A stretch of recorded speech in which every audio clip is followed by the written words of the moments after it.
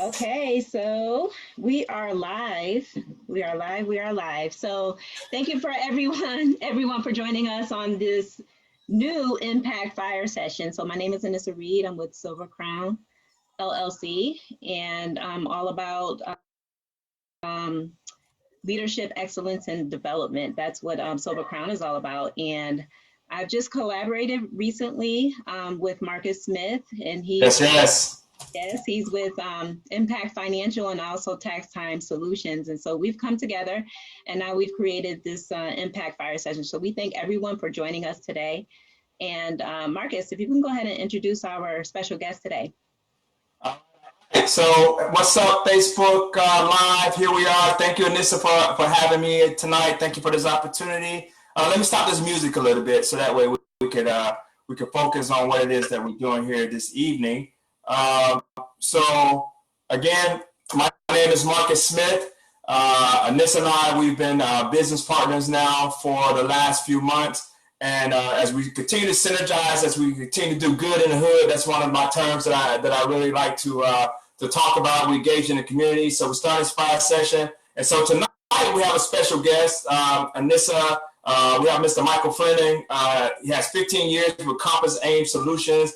He's a tech IT guy, a visionary, and he brought with us tonight this Kingstreets initiative. And so we're going to just have a very candid discussion tonight.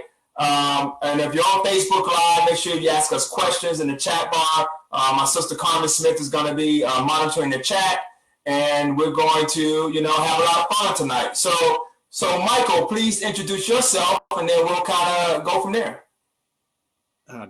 Happy New Year, everyone, and good evening. My name is Michael Fleming. I'm the CEO and founder of Compass Aim Global Management. That's the kind of structured corporate business that I do every day. But my passion has always been about, community development, community service. And so I'm also the founder of the Kingstreets initiative. There are over 1,000 cities across America and around the world that have streets named after Dr. Martin Luther King. And so our entire team, there's never an I with me. There's always a bunch of we's. That's right. And even including this team that's on with us has just been amazing, God doing his thing.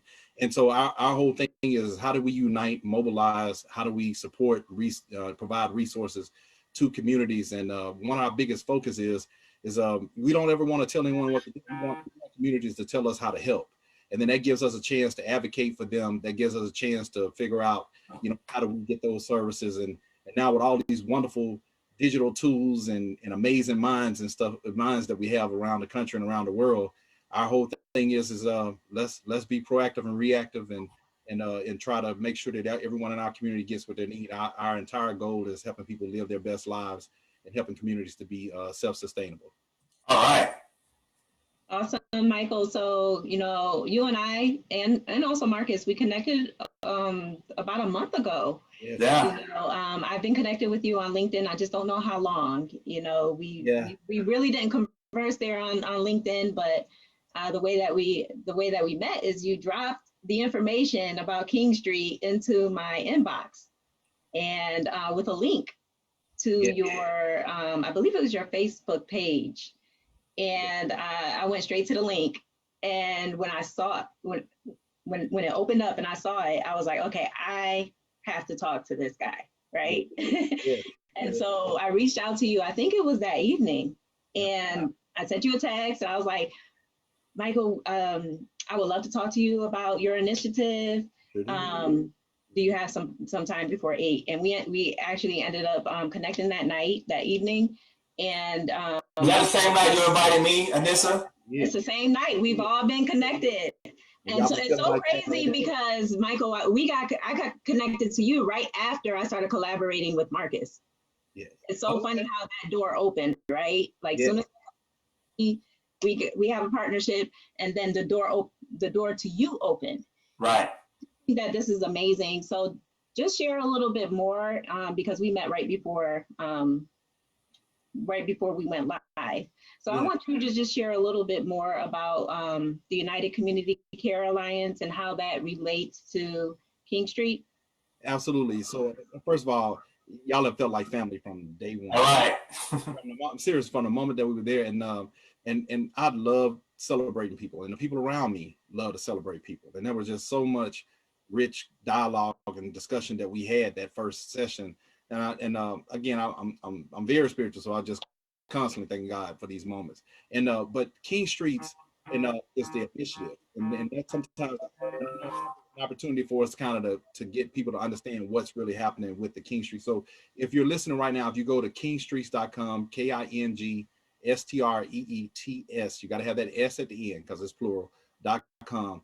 Kingstreets is the initiative, but what really drives it, there's two kind of management components about it. And I mentioned the Compass and Global. That's my business side of what I do, but the community part of it is always my drive and passion.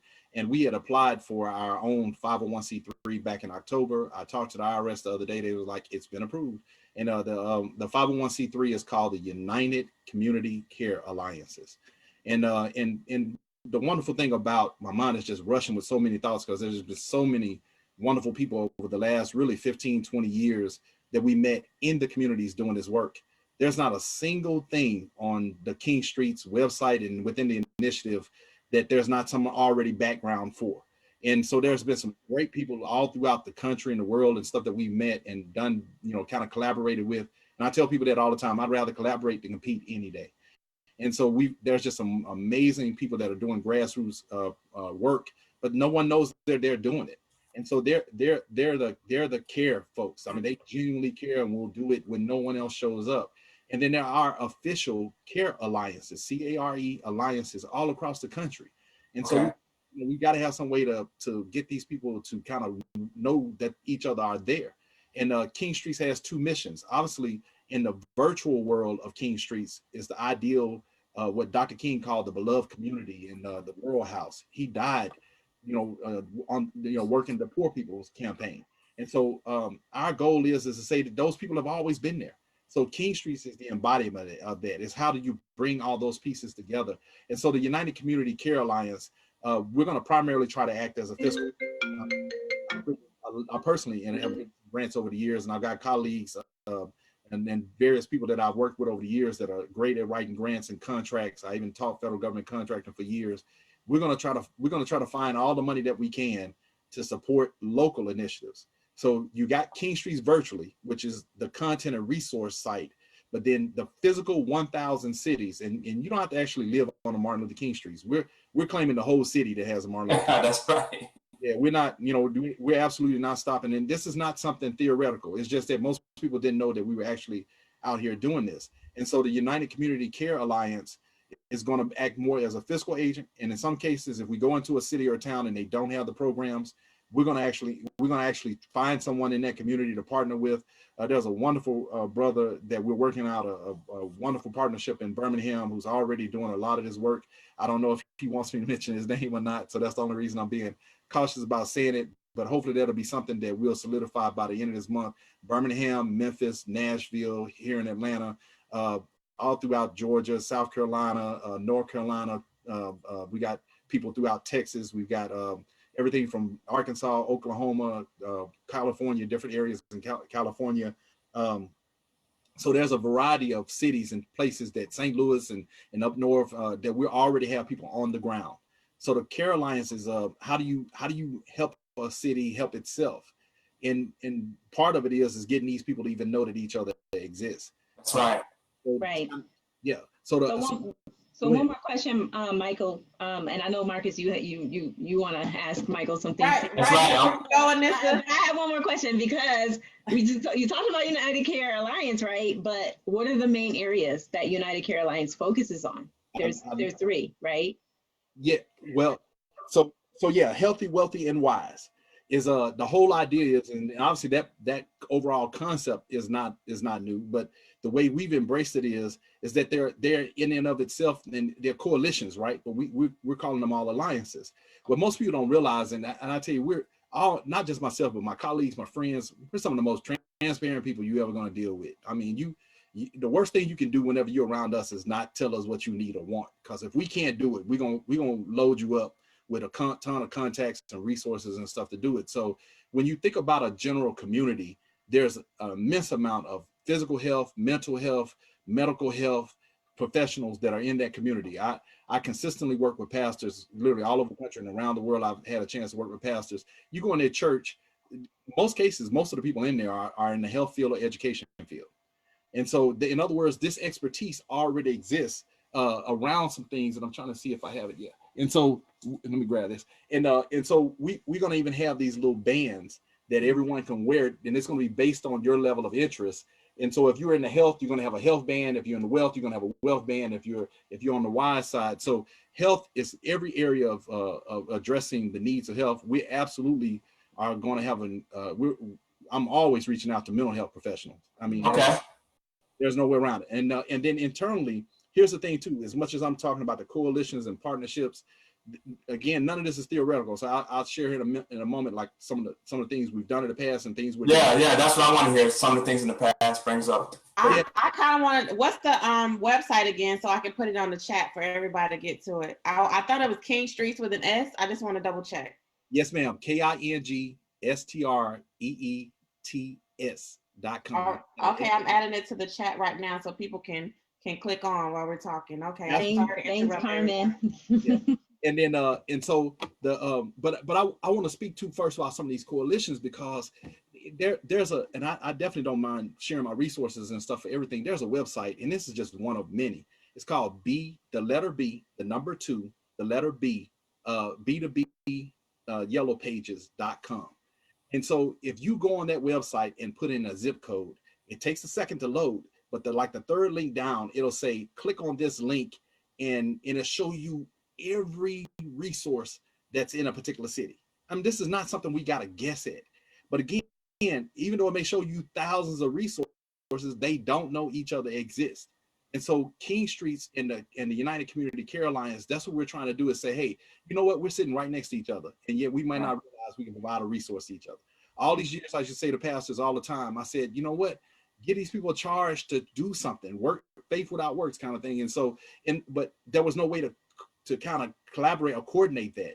Kingstreets does that. And it's, hopefully we'll get a chance tonight and I'll show you the portals. But the United Community Care Alliance, the nonprofit itself, is the management body of the Kingstreets initiative. So if you want me to kind of tell you some of the history, for over 15 years, myself and my colleagues, we ran the largest life skills program in the state of Georgia. Most people didn't even know we exist. Everything I'm saying that I know happens in communities is because it happened to us. Because right, so what does that mean, Michael? So what does that mean, the life skills program that you ran? Help me understand.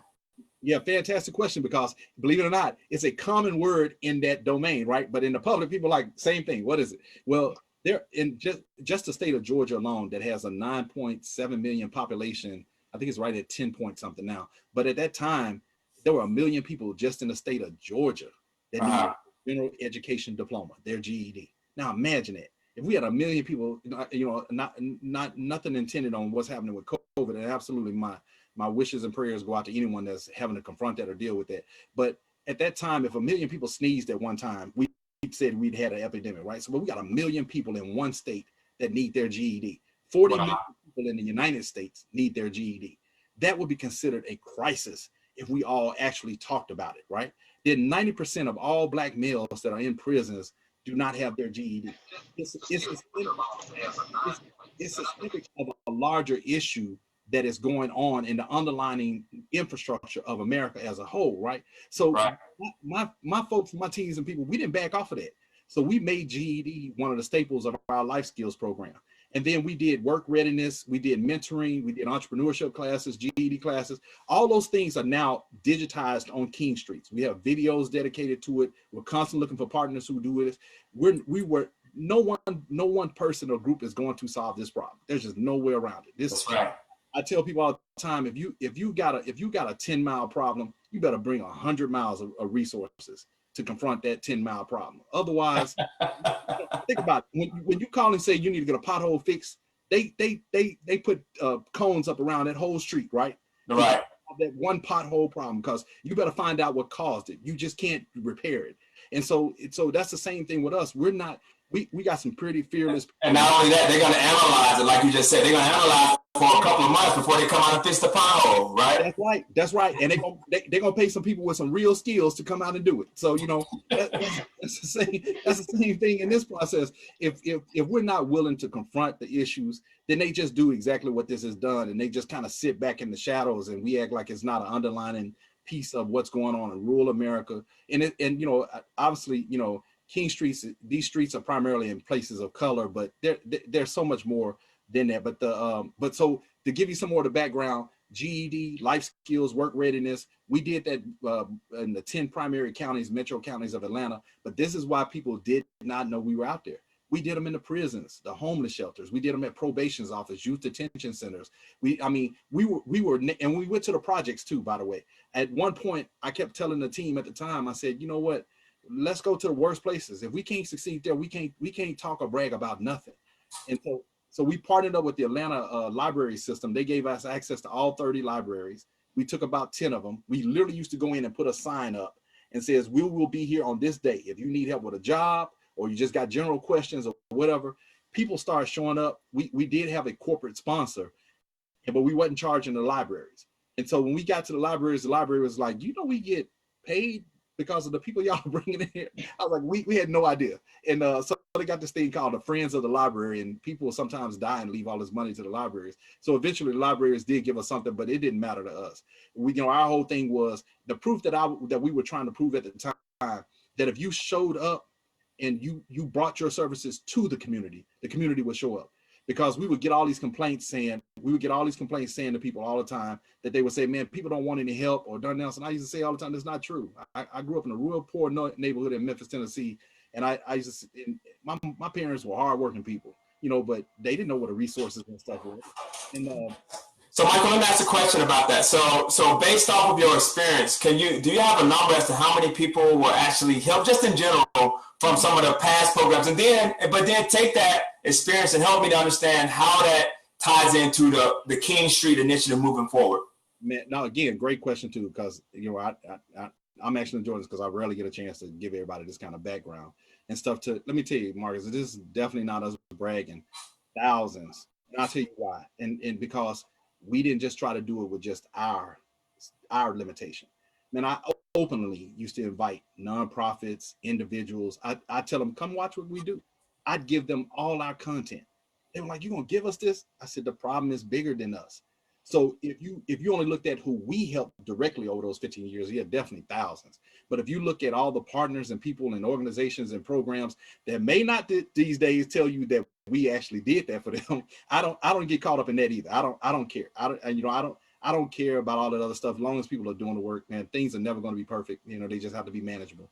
And so if you then look at that, man, there's not any corner of Georgia that we didn't go out and assist or service somebody. And then if you're from another state or you wanted to see how we were doing, most of these things, if we get a chance to show it, we made videos. When we literally didn't hesitate to use the videos, and I literally, we would tell people, if there'd be people, I want to pay you, I was like, okay, make a donation or something. We just didn't wait around for that.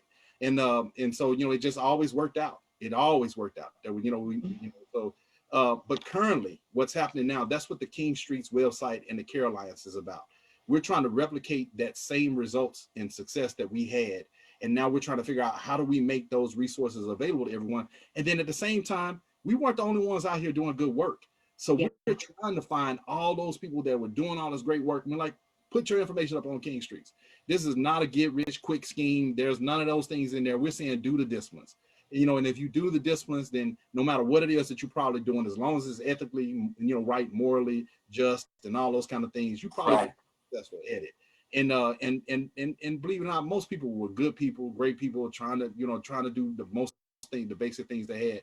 Mm-hmm. Now, out of all these years, the one thing that used to irk me though, is people go, well, if I could only just help one, I'm gonna tell you, if you want to get on my nerves, say that statement, because I'll tell you why. If you had the resources to help 1,000, if you only help one, I'm going to be mad.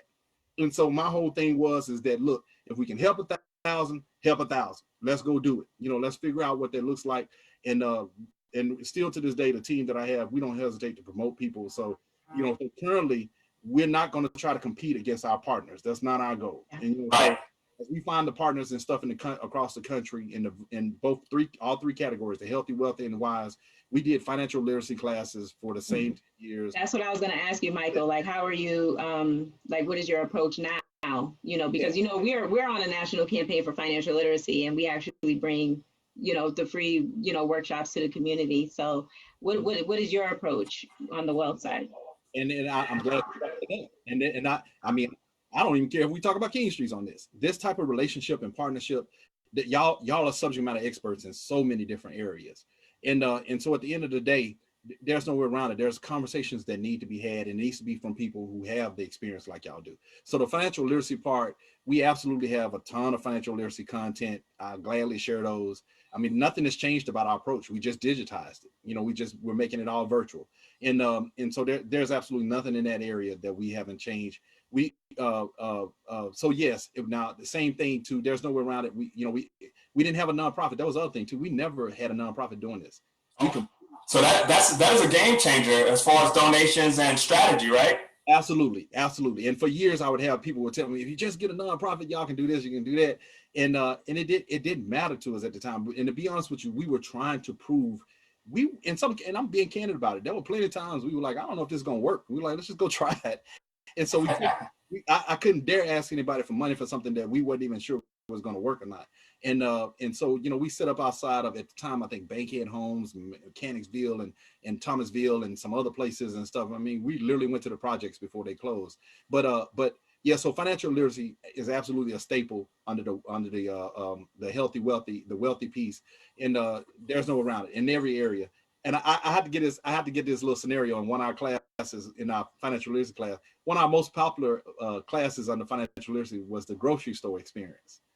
And so what it was is that most people don't think about how the grocery store represents everything in capitalism, right? So they the two main things you need in a grocery store is eggs and vegetables and milk, and they're nowhere close to each other in a grocery store. Right? They do that on purpose, probably. Exactly. They want you to walk through that entire store. That is, in other words, and there's a lot of psychology that goes into that. And then most people don't know to buy by the tag. And there's a tag that tells you by the size. You shouldn't buy by the price. You should buy by the size. Most people don't know that the average grocery store is set up to the average woman's height. And so it makes it appealing to the woman and her kids. So everything a kid would want to buy is down at the kid level. Everything you want to buy for seniors is a little bit higher or something. There's an entire. I don't know, Michael, because that gluten-free pancake mix was all the way up there, and I couldn't reach it. I'm just messing with you. They know the specialty people got to do a little bit more work, right? Right. They know you're gonna try to find it. Yeah. So right. It was things like that, and I'll give you another example too. At that time, paper applications were still. Most businesses were just transitioning over to doing everything electronically. We would go into an area of town and go and swipe up every paper application within a 3-mile radius of wherever we set up. And then we would help people fill out the applications. And in some cases, we would take the applications back to the place for them. And the people would get calls and they'd come back to the library and was like, I got the job, And then the other thing we did too is, sadly, most of our young Black males that needed their GED or had problems with jobs, they also did not have a driver's license. And at the time, I had a little beat up Hyundai Sonata. Believe it or not, I used to literally do this. I tell them, I said, I'll tell you what. I said, I had full coverage on the car, so I didn't worry about it. I said, I'm gonna drive you to the driver's license, but you got to pass the written part. They passed the written part. I literally would let them use my car to take the driver's test. And then of course, subsequently, they were like, well, Miss Fleming, can I drive back? And I'll be like, no. I got you your driver's license, but hey, you drive back. So, but it was always fun. In some cases I did. But let me ask you a question, Michael. So since we're talking about this, how important is like business ownership or your like job creation to what you do? Oh, yeah. No, fair. Again, all these are great questions. I rarely get a chance to talk to. Absolutely important. Every single person that has ever worked with me, even if they work directly for me or on my behalf, I literally used to tell them, go get your own LLC. And so we created, at one point we went by the name of the Kingstreets Management Group, but it was a group of us. There was not one business that was in the lead. I know most of the time people honor that with me and kind of let me lead, but we worked with and for on each other's behalf. And so there was about 10 of us. So you think about it, every time somebody showed up, they were able to say, I got 9 employees. And it was absolutely true. Whoever got the contract, that's who we worked for. We created a process called PSPT. It stands for primary, secondary, process, team. So whoever was the primary, they typically got 10 to 35% of the contract right off the bat. And then the secondary got 7 to 20%. And then the process, which was their curriculum or materials or program, it got another 10 to 35%. And then everyone on the team typically got 2 to 12%. Nothing was random with us. Every single thing I've said so far, we have an Excel spreadsheet for. So the first thing I told everyone to go get their incorporation. And then we tried to help them get their own independent contracts. And then we just counted on the fact that everyone that was going to be involved with us was more inclined to collaborate than to try to compete with us. But again, that was more work than all of us could get to. Yeah. Right. I think that's important, especially right now, with a lot of folks, losing jobs or, being laid off because of job creation is absolutely critical. And especially business ownership, to where people can actually, do things from home. Well, let me tell you, again, another God transition thing, because I didn't even know the world existed. About 5 years ago, I ended up getting involved heavily with the federal government contracting. And I had crossed over that world before, but I had never had anybody break it down to me. You actually can become a federal government contractor on sam.gov, for free in less than 2 weeks. You can get a free Dun and Bradstreet number. You get registered with the federal government that gives out that puts out 2,000 to 3,000 contracts a day. You can have contracts anywhere in the world. If you're a minority, you get a minority set asides. You get additional points as a minority because, and I know there's people like, oh, they get all. No, minorities barely meet 5% of all the federal government contracts, barely. And they struggle trying to get minorities to do that. So even if right now all minorities signed up and started, in other words, we're not taking something from somebody that's not there, but you technically can become, and here's the thing, they give you 100 different categories that you can select that you say you provide services for. Yeah. And in an average federal government contract, because it gets you out of the local municipality, small bowl mentality, which a lot of people do, you still have to do that. But you can, and then on top of that, you actually can do that as a sole proprietor. I would not recommend that. You at least get an LLC, spend that $150, $200 or whatever your state charges, and then become a federal government contractor, register online, sam.gov. I have a video on it. So, so if we can submit that later if somebody wants to see that, and you can kind of watch that. They do update it, so there may be some things that have changed, but the majority is the same. It takes about 2 hours to do the full registration. There's just no shortcut to it.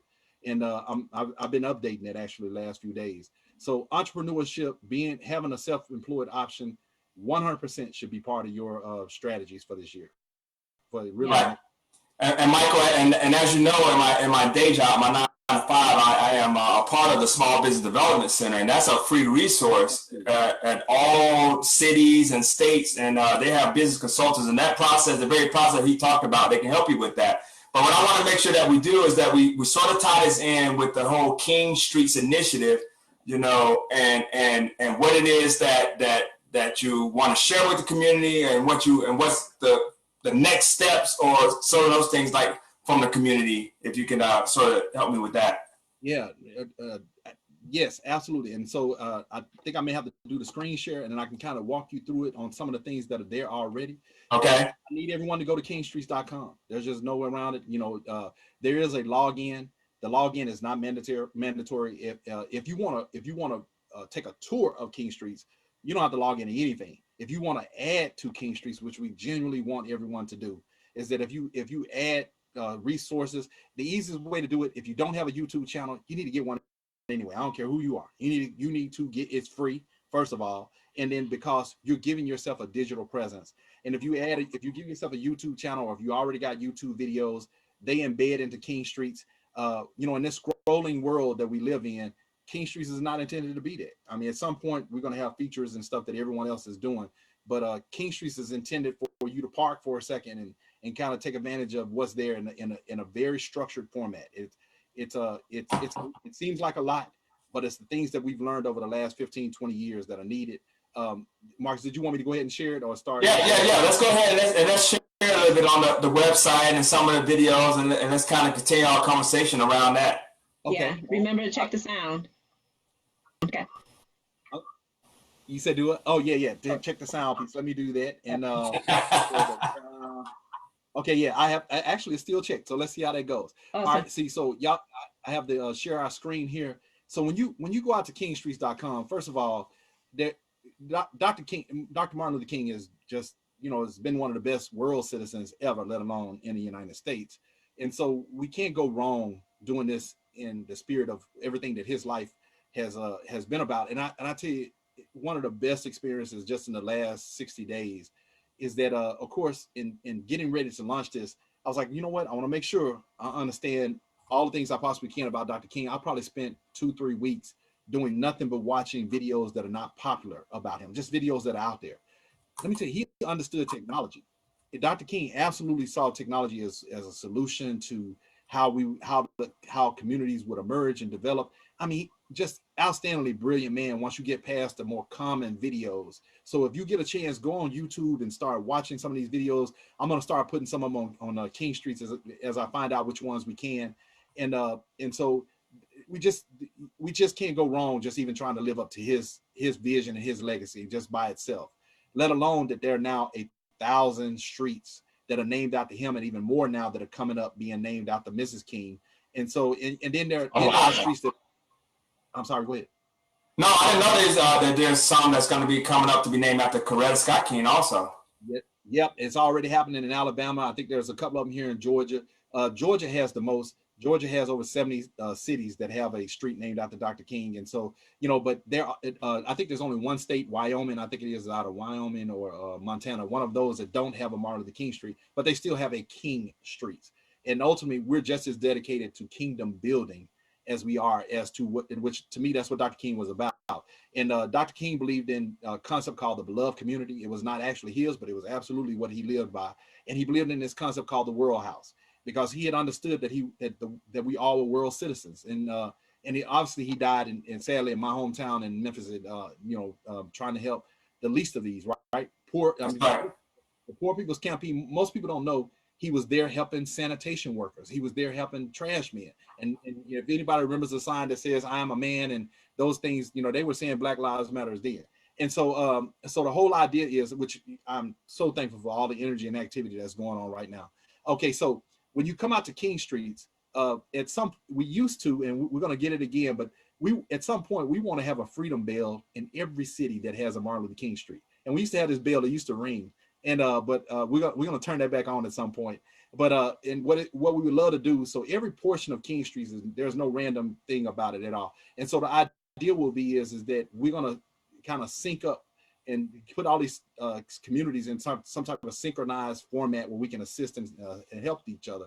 But I want to go down to the portals. These resource portals, they're not random either. Out of all these years, from myself and my partners, these are the things that we found need to be addressed in every single community if you want that community to be self-sustainable. So these portals are resource portals. And if you know anyone doing good work or any program, church, or anything, and I, for the sake of time, I'm not going to click on them, but trust me, behind every one of these portals is a group of experts or people that offer some service or program or initiative in that community, or they just offer insight. Right. That's why we say you can find resources and add resources. So the city of hope and despair is that we want to look at the true experience people are having in their cities.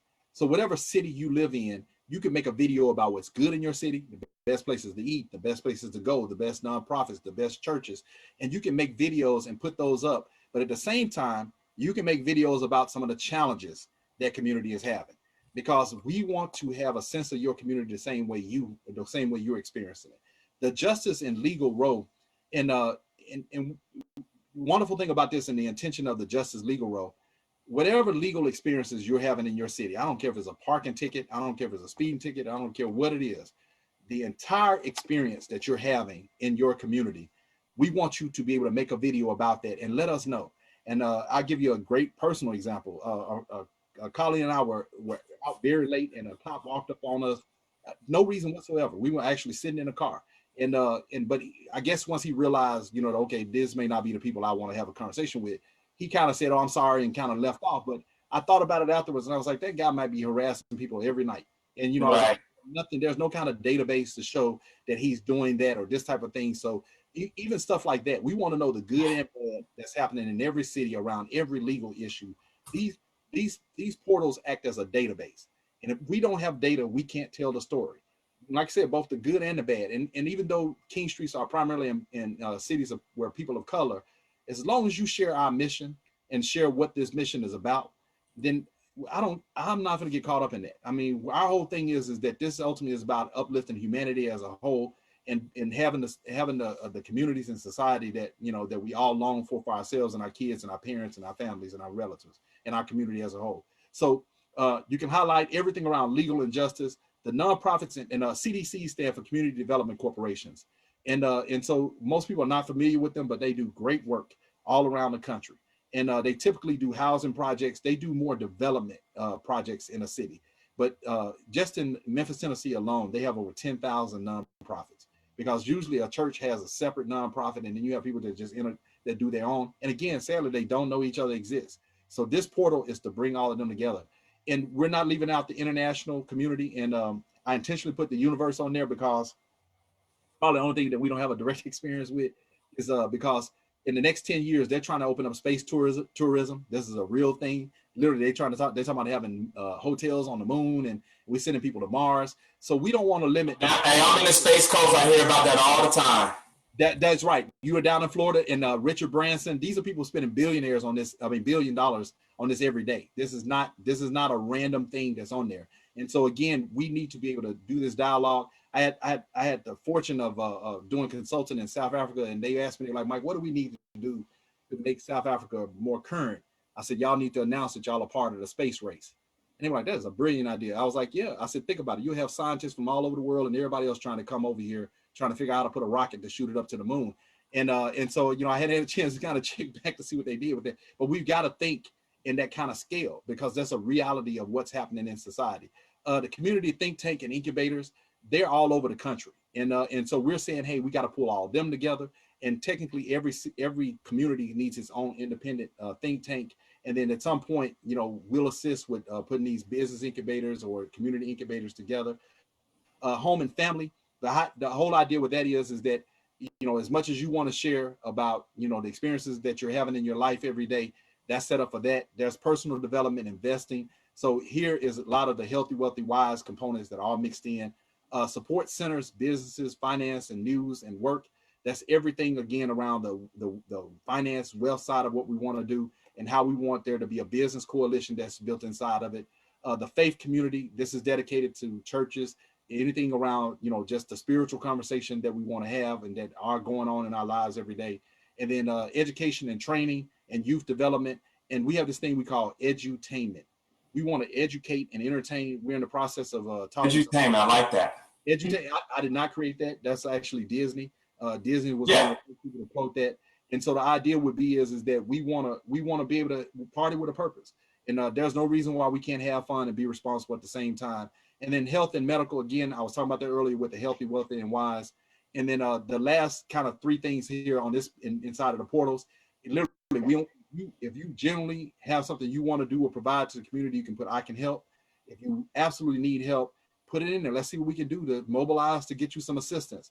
And then share my experiences as your testimony of just not just with Kingstreets, but just in life in general.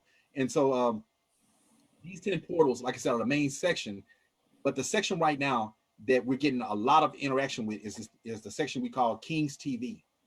And the wonderful thing about King's TV is that this is not random. It seems like a lot, but these categories are what they call the industry code categories. And these are the 20 categories of everything that makes the world run.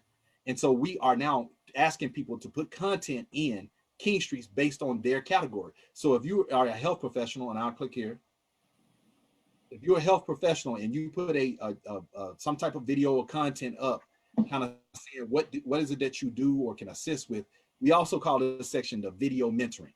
If you don't have time to mentor, just make a couple of 3-minute, 5-minute videos, share them on Kingstreets about your experiences as a whole, and you're going to be a video mentor to some young person out here and to just someone trying to kind of maybe, you know, redefine their life or redirect their life. And so you're going to see some of the videos that are already out here under this particular healthcare and social assistance. And I won't kind of go through each one of those, but those categories are not random. And I've had some people say, man, there's a lot on Kingstreets. I said, we're not backing off of this. This is the standard. And that's just the reality of what it is. I mean, because without these resources, without these things as part of the discussion, we're going to leave something out. Remember, I said we got a problem, we need a 100-mile solution. Well, here's the 100-mile solution. And then on top of that, we know we're not the end all be all. So we will gladly, reroute, connect, support any other resources, websites, individuals, and like ourselves. That's one. I'm totally enjoying all of this. Is that I don't care where people start, as long as they get what they need. And so a wonderful lady named Cheryl Bobbitt years ago, when we were trying to explain this to her, and she said, Mike, she said, the thing I love about you and your team, she said, y'all are not just trying to meet people where they are, y'all trying to meet people at their point of need. And I told her exactly, if you're not willing to sit across from the table from people and help them, don't complain. Really, just don't complain, because that means you're not sincere about trying to get them what they need. And Kingstreets, we're not stopping until we physically, this is the virtual side of it. We're not stopping until we actually are in these communities, figuring out, asking people what do they need. At one point, I mean, I still do. I tell people we're not stopping until we knock on every door. And I've had people like, you're serious about this? I was like, yeah. I said, the post office gets up and do it every day. So you can't tell me it can't be done. Can't be done, right? Yeah. So that's, so it's all about, it's a matter of management and logistics. And, my military background, my corporate background, my, social entrepreneurship background.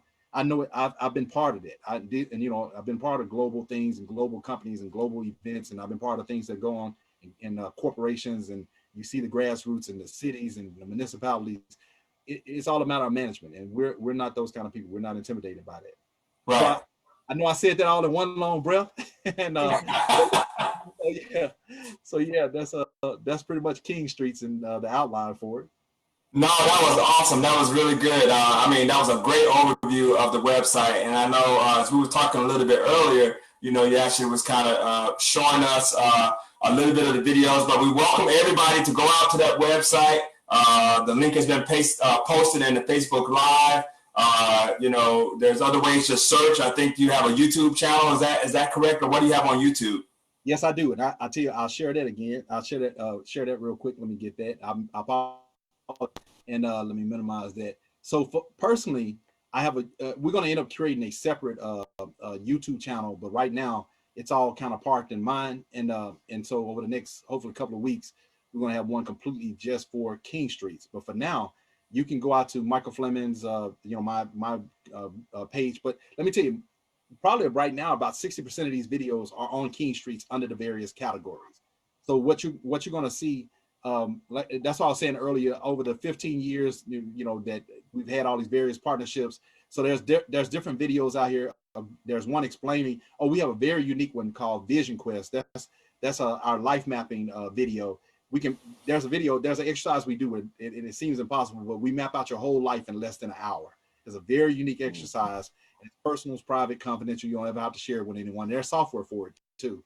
And so that's Vision Quest. There's a video explaining Kingstreets. My business partner, Sean Lovins, and Mr. Wright, and I have some international website and software developers, and so there's things out there. And then there's additional videos on Kingstreets itself. There's a video we made on choosing a profession that's very unique. You see, there's not a lot of views. We really hadn't been promoting the entire site because we were getting everything together for Kingstreets. The video mentoring that I'm talking about, these are those video mentoring videos. They are also on Kingstreets, and so you can go out and actually see these videos, and you'll see an example of what it is that you can do and say, and how you can just share, your experiences and your testimony. And then down here at the bottom, federal government contracting. I trained on that for 5 years, so there's videos of how to actually get registered in the federal government contracting realm. And there's videos on software.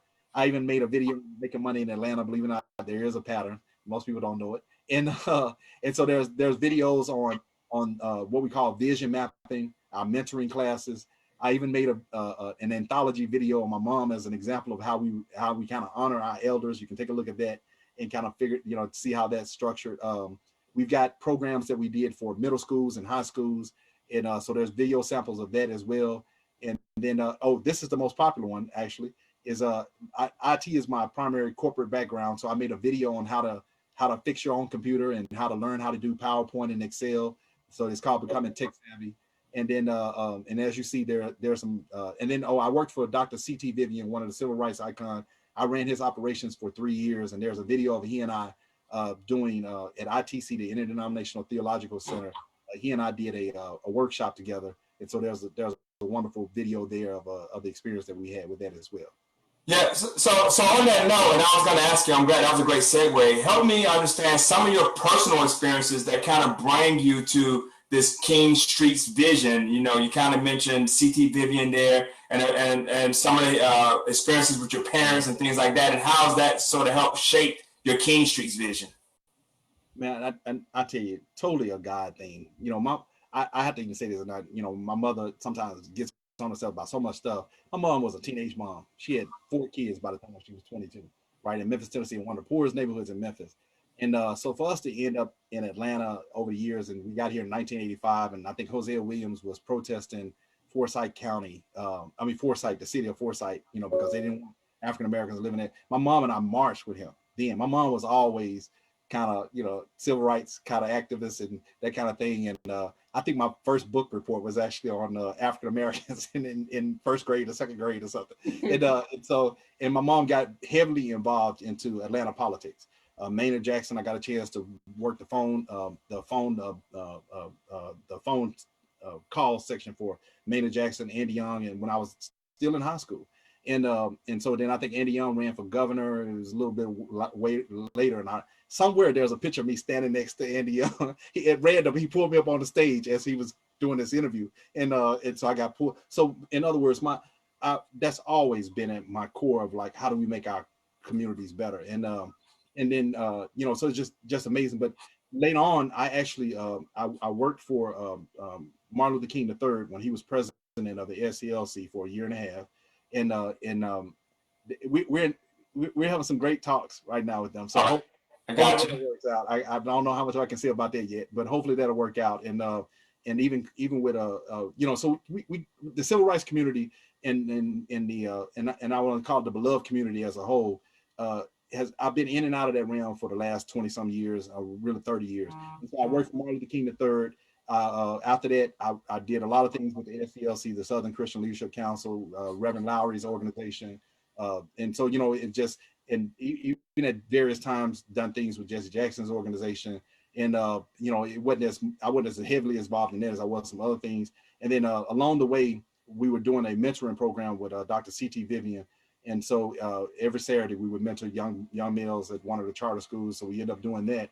And then that kind of merged with Dr. Vivian and I trying to figure out how to take all the programs and services that we were doing at the time and scale those up, you know, in a way. So we partnered up with Dr. Vivian, but with him being older, there was a lot probably to ask. And he was one of the older people that were in, well, I can't help but bring up this person's name, Reverend Osborne. Most people, another one of those behind the scenes people that have been doing fantastic work for Dr. King. And sadly, he died and passed along the way, but he was trying to get us to partner with Mrs. King. And I mean, it's just some amazing stories. I went over to South Africa on one of the trips to South Africa. I was partially over there with the civil rights community with Reverend Orange and some people over there. And so, I mean, just again, some amazing stories that come out of that. But the most recent was Dr. CT Vivian. I used to do some work with Reverend James Orange when I was in college at Georgia Tech for a little while. So I crossed his path for a few years. Man, fantastic. Let me tell you, his whole family. I mean, whole family, man. You talking about somebody that lived it and was part of that kind of spirit every day. Elizabeth Amalami, who's Hosea Williams' daughter, you know, and stuff over the years. I stayed in touch with her and whatever, you know, we can do and over the years. And even now, you know, we hopefully going to get some things worked out with what we're doing here. And so, I mean, it's amazing, man, to think about that somehow my life has been intertwined with that. And then even in Memphis, there are some stories and stuff there of people that I've worked with there that were part of the civil rights community. And so it's just, we actually toured to show you that, again, this is not just us talking. Man, Pharrell Malone down in Waycross, Georgia, an amazing brother. And I mean, just you talking about somebody, if nothing else, he gonna try to put some time into it. But he convinced Dr. Vivian and I to tour some of the counties in Georgia. And he put a van together, wrapped the van, did all kind of put logos and everything else on it. There's a wonderful picture of myself, Dr. Vivian, John Lewis, Hank Johnson, and Pharrell Malone, and Reverend Mostella, I think, is in that picture too. And so all these guys that was just they live this thing 24 hours a day. And so we drove through probably about 60, 70 counties. We stopped at about 10 of them. We actually interacted with the people. So we're not talking about doing this from a distance. This is us having actually got out there and done the work. Once I partnered up with Dr. Vivian, we used to do all these trainings at the ITC for free. And man, again, when you were asking how many people, man, sometimes I think one of the sessions I had, the entire room were people who had like 2 PhDs. I mean, it's Let me ask one question. So what would be your most powerful testimony of one person that was impacted and they're still sort of progressing or moving forward? Oh man, let me tell you, I mean, there's so many stories that hit me. So no, I'm serious. I mean, no, literally, even just recently, a colleague called me, and he was like, Mike, man, he said, I don't think you understand what you did. He said he was like, you know, all that training you did with all of us. He goes, man, we still using it till this day. And I hadn't talked to him in 5 years. And he was like, man, he said, we were still using it. He said, our group still discusses it and talks about it and everything else. And man, and people used to ask me all the time, what can I do for you and do back for you? I said, man, just, you know, do it for somebody else, you know, because I had great mentors growing up, and I used to say the same thing to them, and they would say to me, they go, Mike, man, you know, I'd say, what can I do? What can I do? And they was like, man, just do the same for somebody else. And so, and so you kind of don't tally it up, you know, or think about the possibilities of what it is. And I love to think, I tell you, this part ego of me, I guess, but with all the protests and everything were going on, and we trained so many young people at so many middle schools and high schools over the last 20 years that when these young people out in the streets marching, I was like, those are our kids, you know, because it was all about helping them think about organizing and helping them thinking about, you know, how you can't just be talking, you know, it's like you can't just be about talk all the time. You gotta take some real action and things to do it. And man, there's just so many great stories. And so Michael, I never told you this, but last year, so you know, I have a background in construction management, commercial construction management. So one of the things that I was doing before COVID was traveling across the country.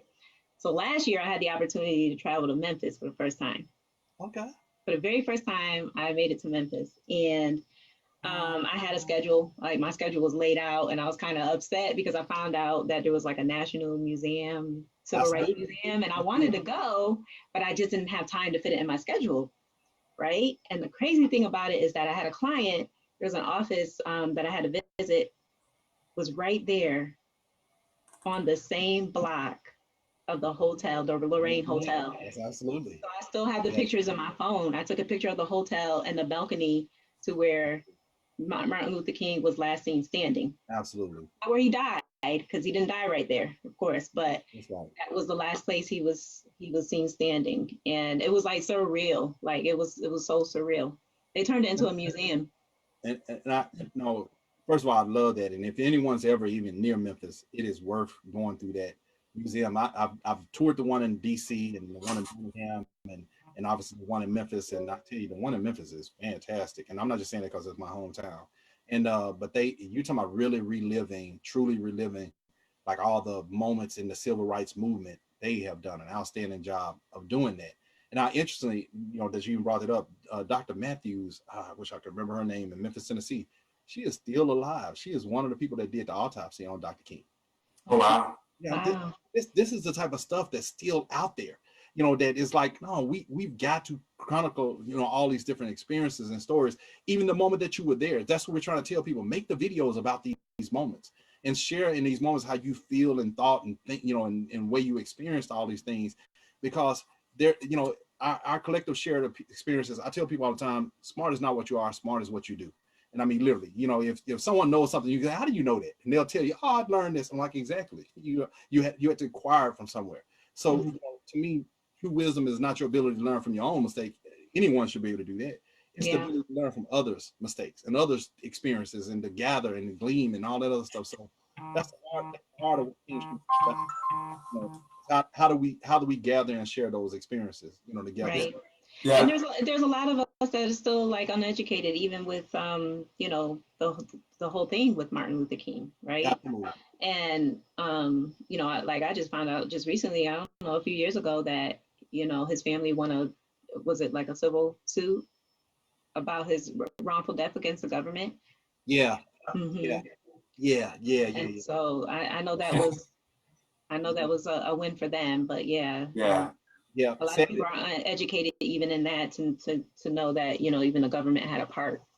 Yeah, and Anissa, what I would say is that I talk about Dr. King quite a bit. I recently read his book. You know, I'm real big on Audible. His last book was Where Do We Go From Here? Community Chaos. It's an awesome book. If you've never read the book, the only thing a lot of times I only know about Dr. King is the I Have a Dream speech. Yeah. But his thought pattern, his philosophy, his approach to life and to helping others. And Michael, you kind of touched on some of his things as you've been talking. You know, it's very, very powerful. And there's so much more to him than just that I have a dream speech. And as you start to listen to more of his speeches, you know, you really start to see how he was crafting the journey that he wanted to take us on, you know. And the Poor People's Campaign, right when he was assassinated, was sort of that last, because he started to realize that it was more than just about the black and white race. It was more than just about racism. It was more about the social economic conditions, you know, and kind of the civil rights movement beyond the civil rights movement. So it's very, very powerful. And Michael, let me say this, because one of the reasons why we brought you on at this point in time is because January, Dr. King's birthday is coming up. You know, you have all the activities that's happening around that. So there's some things that's happening with Kingstreets related to that. Yes. So timing wise, we might be a little off. So unfortunately, there was a huge delay, and this is just part of business. The site actually should have been ready in August, but it didn't get finished up until late October, and so that put us months behind. And so that's put us, you know, we're weeks behind now on some of the things that we wanted to do for Dr. King's birthday. It still may work out, but collectively, what we're going to do is we're going to put a ton of content on Martin Luther King Streets. At the worst case scenario, there's some amazing conversations that are going on right now that obviously if certain people get involved at the level that they're saying to be involved, we're going to have an amazing Dr. King birthday celebration. I wanted to initially to make it our inauguration kind of day, but most likely we're going to be shooting for just so we can kind of have everything we want in place. We're probably going to end up shooting for Juneteenth. But we're going to do some things, Black History Month. We're still going to do some things on Dr. King's memorial, the death of his memorial. But now our thing now is we're trying to get as much content submitted on Kingstreets, promote your, and this is the other thing too. I'm okay with people promoting their fundraisers. It's whatever helps you help your community. As long as it's not unethical, unjust, immoral, we're going to help you promote it. Mm-hmm. And so we can't put enough content out there. We got to get a ton of content. Right now, the average person is spending about an hour and a half on Kingstreets, which is fantastic. We've had over 320,000 hits on various things, literally on various items on Kingstreets. But the intent is not just to trap you in Kingstreets. Hopefully, people are clicking on things that are making their lives better. And so we definitely going to blast everything on social media on Dr. King's birthday, kind of get people to get more familiar with it. But there's no point in us rushing it. You know, that's just the way things go. Yeah, and you're also you have some sponsorships that you're reaching out to. Yeah. No, I can't but kind of smile about that too. That's some of the stuff that we haven't talked about. And I didn't get a chance to call some of these people to say how much I can say about some of the things that are going on. No, that's fine. Yeah, let's not do that. but I'll at least give you this much. The movie industry, we definitely have great conversations with them. The WNBA, we have an NBA, and I mean, it's just there are definitely some high profile people that are like, okay, what are y'all doing over there? And so now with the nonprofit too, we got our own set of pursuits and things that we're going to go after, as we get everything in structure for the nonprofit as well. So awesome. Yep, and of course the partnership with y'all, we're looking forward to, because we're gonna.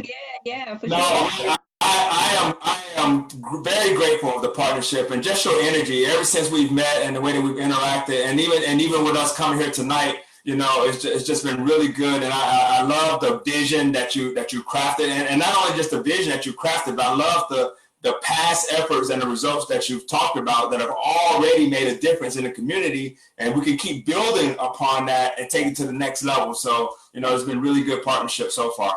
Yeah, absolutely. And you mentioned the divine kingdom building. I absolutely love that, you know, because it is, you know, community empowerment, you know, spirituality, all of that, you know, it all comes together full circle, right? So absolutely. One of the questions I always ask, you know, and I didn't give you the heads up on this. Already. This is coming straight from your heart, Michael. And I know everything that you said tonight comes straight from your heart. But anyway, I want to know from you, like, what is your life message? Like, if I met you today and we never talked again, you never saw me again, what would you want my takeaway to be? I love to serve. I absolutely love to serve. I get that from my grandmother. My grandmother, my mother, both. I've had wonderful people in my life, and I've seen what service does. It truly transforms people. My grandmother used to say it real simple. She was like, every chance you get, share. And this is from a woman that left Arkansas, and moved to Memphis. And I mean, didn't have much of anything, but I saw she was a cafeteria woman. I mean, literally, so when you talk about the cafeteria lady, that was my grandmother. And my grandmother would bring that food. I don't know how they let her take it home sometimes. She would bring that food back from the schools or wherever. She'd feed everybody in the neighborhood. If she cooked, she'd feed everybody in the neighborhood. If somebody walked across that yard and looked like they were hungry, she would go, "You want a plate?" That kind of thing. And, and I saw how that helped people get through the day and get through these moments in their lives and stuff like that. Now, whatever happened those days after that, she helped them get through that day. All right. So I didn't really grow up in the church, but I saw every bit of the church in her as I got older. And she's been gone since 1993, and her spirit is in me and our family as a whole. And my mother shares a lot of those same type. My dad's family side of the family. I mean, just so all these things are. I love to serve, and the people around me love to serve. A lot of times people are like, "Man, is it just you?" I promise you, the people on my team are the same way. That's awesome, because you attract, what you are. And that's the reason why you're so blessed, Michael, because the more you serve, of course, the more people you impact, through your service.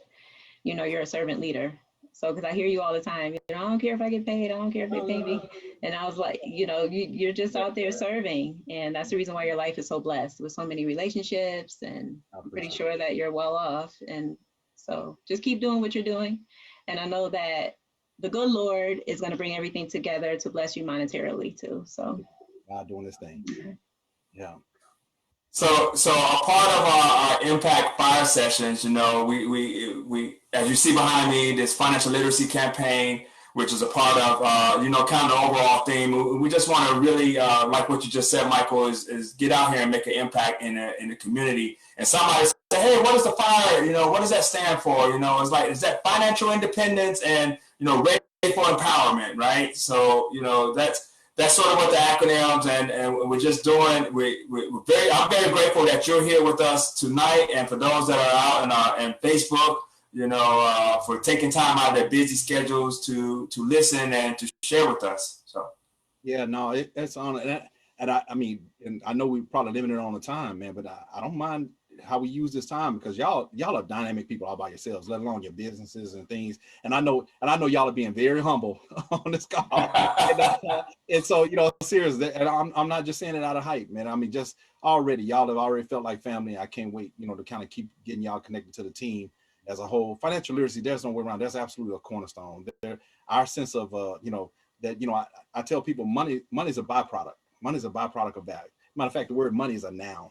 Right? Nouns do nothing without action words. And so there has to be learning, and there has to be, you have to understand what its value and its exchange is and all those things too. And so, and I have no desire to do all this by myself. None, not at all. So, the faster y'all get us y'all videos too, and I just the things that y'all already been posting in Kingstreets. So for those who, there's a Kingstreets Facebook group, and definitely look me up on LinkedIn and be part of that network. And I don't hesitate, as long as my contacts don't mind me sharing their information, I don't hesitate to share that too. Yeah. And, I won't get caught up in that. I ain't got time for that. So it's like, if you need it and we got it, let's go. And y'all, and I'm being mild about it. Well, absolutely, Michael. We certainly appreciate the connection, and of course ongoing future collaborations with you. So I'm really excited about what you're doing, and I believe in what you're doing. So just know that we have your back. Same. Yeah. Same. So Marcus, if you don't have anything else, we're gonna go ahead and end. Yeah, just one thing. So Anissa, you've been running these fire sessions for a while now, and what we're doing is we have other workshops that we're going to be doing on a weekly basis. Our fire sessions, we're going to be doing those as a candid conversation on a monthly basis, and I know. So just stay tuned with us. because as you can tell, there's only so much that you can touch on in 1 hour, right? But this is just our way of exposing you all to things that are happening in the community, to good things that you can plug into, to bigger picture missions. So that way, as long as we all continue to collaborate and work together, there's no telling what we can accomplish, right? So that's one thing I really love about what Michael said about Kingstreets, because there's things happening, but if you don't know about it, but that's one thing. But now that you know better, let's do better, and let's team up, let's work together, and let's keep building. So that's what I really wanted to share. This has been a great hour. Thank you to my sister Carmen for monitoring the chat for us. Yes, thank you, Carmen. and again, thank you to Michael and Anissa. You go ahead and close us out. Sure. So very well said, Marcus. You said it all. And I just wanted to mention one more time. I know it's already out there in the chat, but the way to. I want to say this real quick. Go vote, Georgia. Go vote. Go vote tomorrow. Yes, go vote. Yes. Go vote, Georgia. If you have not done early voting, make sure you get out there and vote tomorrow. So the way to get in contact with Michael Fleming, his email address is actually listed on the Zoom. So it's michaelafleming@hotmail.com. That's his email. And then you can also visit his website at www.kingstreets.com. And Michael, again, we thank you so much for being here. Again, we're really looking forward to, future collaboration with you and the great things that are going to come out of the initiative. Absolutely. Right, and look up Kingstreets on Facebook. Follow King. Look up Kingstreets on Facebook, the Facebook page and the Facebook group. And get engaged and plug in. More to come. So the national, the one on Facebook is called National Kingstreets. That's how you want to look it up. Yeah. So just put the @ symbol, National Kingstreets, and it should bring you straight to it. Okay. An honor, y'all. So thanks, everyone. And again, Marcus, tell people how they can get in contact with you. Yes. So thank you, Anissa. So yeah, if you're on Facebook, look up Impact Financial Team on Facebook or Instagram. So I have Tax Time Solutions. I have Impact Financial. As we roll into tax season, if there's anything that we can do to help you understand your financial situation and increase your financial empowerment, look us up. Then the whole team is ready and ready to make an impact. So thank you, Anissa. For sure. And so for Silver Crown, the way to get connected there is through www.riseleadershipacademy.com. And this is for any type of business organization, even nonprofit. If you're struggling with high turnover or just, conflict issues in your team and, it's just kind of like never ended for you. These are the type of things that Silver Crown comes in to give you the insight of little simple changes that you can make. So it's more so transformational leadership coaching. So if you have an interest in that, that's the way to get in contact with me. So thank you everyone for joining us today, and everyone have a great evening. We'll see you on the next Impact Fire session. Appreciate that. Right. Thank you, Michael. Thanks, Carmen. Bye, Marcus. Bye. Bye.